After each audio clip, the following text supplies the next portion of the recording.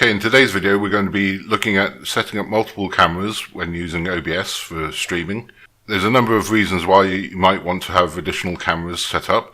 For instance, if you have a guest on your stream, you can set up a camera solely for their visuals, as well as a second camera for your own visuals. Or you may want to film a certain location that is away from your PC, so you can mix the pictures together for that.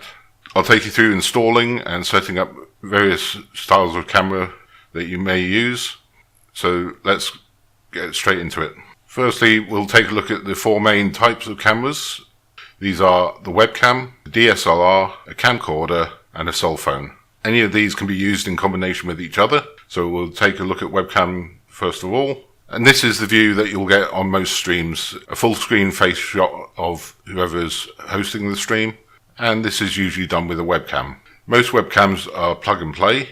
Some do come with specific software to enable the camera to be used. However, in the OBS, most webcams will be detected and are ready for use straight away. As you can see, the Logitech C920 comes with its own standalone software that can be used outside of OBS. However, if you're using the webcam in OBS, you won't be able to use the standalone functions, as the C920 can only be used in one instance at a time. As you can see here, the Logitech webcam controller, if we go back to our webcam, you can see that you're able to control the webcam picture, even though you're not using the software to run the camera and it's being run by OBS. It still allows you to control most aspects of the camera, and that's basically how to set up a webcam. So just to recap, most are plug and play and will work directly in OBS without any need for additional software. So that's our first camera setup. So let's move on to the DSLR. Here you can see I've got the DSLR set up at a different angle, and you probably notice that the quality is a lot better than that of the web camera. The main difference being that the DSLR, you cannot plug straight into the PC and have it working as a web camera. Firstly, you need a HDMI output from the camera, and you'll need an HDMI throughput device actually connected to the computer. In this case, I've got the DSLR connected via a Elgato cam link, and this provides the HDMI signal from the DSLR. The Elgato cam link doesn't require any form of standalone software to be installed. It's a plug and play HDMI throughput, and OBS will detect it as soon as it's connected to the computer. So that's the DSLR connected to the computer, and as you can see, both the web camera and the DSLR are working in conjunction with each other. So let's move on to the camcorder, and here we have another angle for the camcorder. So we now have three different angles, and the camcorder is connected to the computer in a similar way to the DSLR. I've got an HDMI cable plugged into the camcorder, into the HDMI out, into a capture card.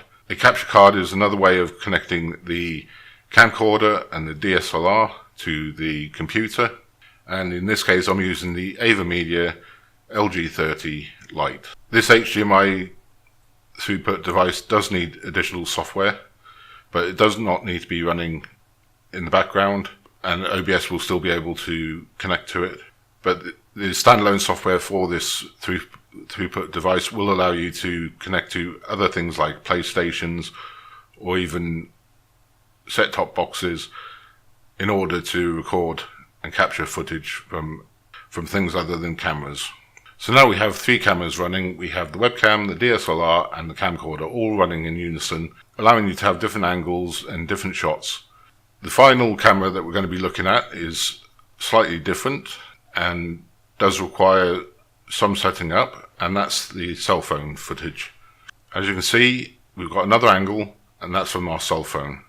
The main advantage for using a cell phone for a live stream is that it's connected to the PC wirelessly, which allows you to place the cell phone anywhere within the range of your Wi-Fi signal. For instance, if you want to film a sunrise or a sunset while you're streaming, or you want to film an event and provide commentary, this is how it's achieved. You set the cell phone up where you want it, so you can sit at your PC and film the secondary site with the cell phone, and it allows you full control over the stream.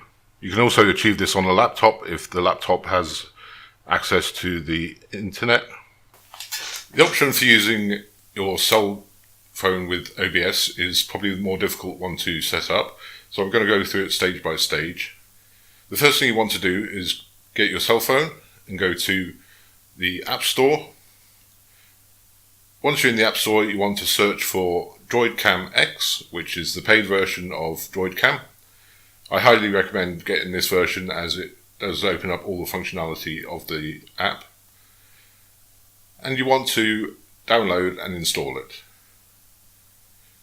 When you open the app, you'll see that on the screen is an IP address and a port number. And then you want to go to your PC.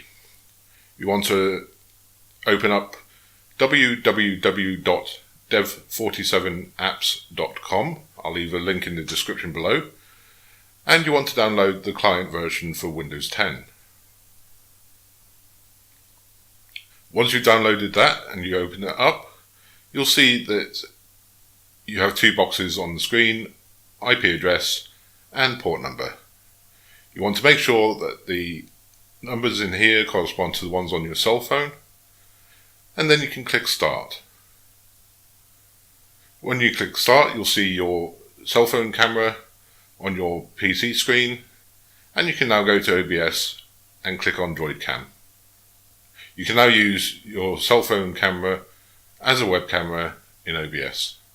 I personally recommend using the Elgato Cam Link, as it's the easiest option to use when it comes to using capture cards. And there we have the four main types of camera that are used in live streaming. You can see they're all in sync, and you can use the cameras in any combination that you like, and this will add a lot more depth to any stream rather than just having the straightforward standard webcam footage. I hope you found this video on using multiple cameras in OBS useful. If you have, please like and subscribe, and I'll see you in the next video.